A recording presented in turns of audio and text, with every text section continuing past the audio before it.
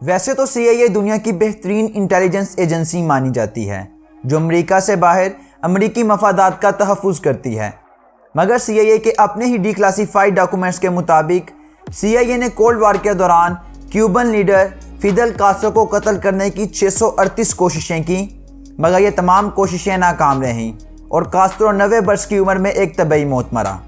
आज की वीडियो में हम CIA की इन्हीं अजीबोगरीब कोशिशों का जायज़ा लेंगे।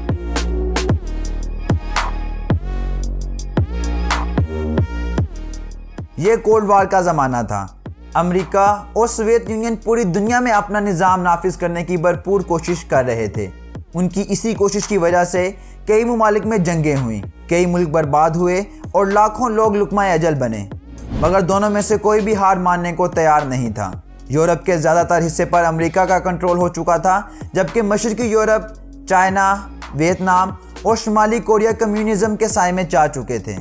अमेरिका के पास ही एक छोटे से जजीरे क्यूबा पर एक डिक्टेटर की हुकूमत थी जो बला का करप्ट था, मगर चूंकि इसे अमेरिका की हमायत हासिल थी इसलिए उसे हटाना काफ़ी मुश्किल हो गया था। मगर 1959 में कास्ट्रो एक मुसल्लह जदोजहद के बाद क्यूबा को इस डिक्टेटर से छुटकारा दिलाने में कामयाब हो गया। कास्ट्रो चूंकि कम्युनिस्ट नज़रियात का हामिल था और उसे सोवियत यूनियन से मदद भी मिल रही थी, इसलिए जब अमेरिका ने देखा कि कम्युनिज़म उनके दरवाजे तक पहुंच गई है तो अमेरिका के 14 तबक रोशन हो गए। इसके बाद अमेरिकी खुफिया एजेंसी CIA ने कास्ट्रो को कत्ल करने की प्लानिंग शुरू कर दी। क्यूबन सिगार पूरी दुनिया में मशहूर हैं। कास्ट्रो भी सिगार पीने का शौकीन था और ये बात अमेरिकी CIA भी अच्छी तरह जानती थी, इसलिए CIA ने सिगार के जरिए कास्ट्रो को कत्ल करने का प्लान बनाया। प्लान के मुताबिक CIA ने सिगार्स के अंदर एक्सप्लोजिव मटेरियल लगाकर कास्ट्रो तक भेजने की कोशिश की, मगर CIA ये सिगार कास्ट्रो तक पहुंचाने में नाकाम रही और ये मंसूबा तर्क कर दिया गया।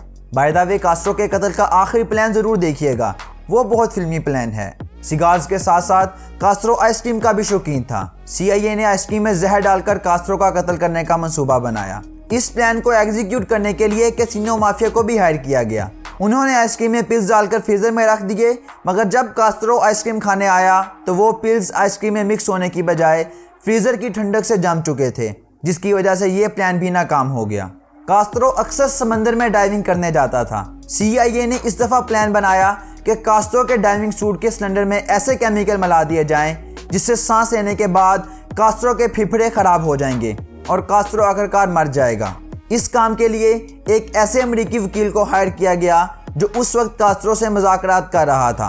मुज़ाकरात के बाद उसने कास्ट्रो को वो जहरीला डाइविंग सूट गिफ्ट किया जिसे कास्ट्रो ने खुले दिल के साथ कबूल तो कर लिया, मगर उसे कभी भी पहना नहीं, क्योंकि कास्ट्रो अब तक समझ चुका था कि अमेरिका उसको कत्ल करने के पीछे हैं। इसलिए उसने अमेरिकी वकील की तरफ से दिया गया डाइविंग सूट ना पहनने में ही भलाई जानी।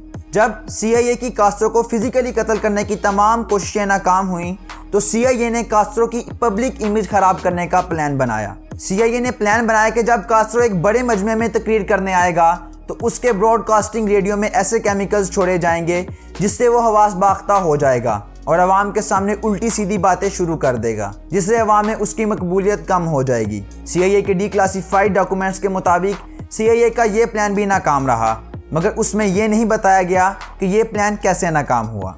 कास्ट्रो की एक गर्लफ्रेंड थी जिससे उसका ब्रेकअप हो गया था और वो अमेरिका चली गई थी। CIA ने कास्ट्रो को कत्ल करने के लिए उसकी साबका गर्लफ्रेंड को हायर करने का फैसला किया और वो मान भी गई।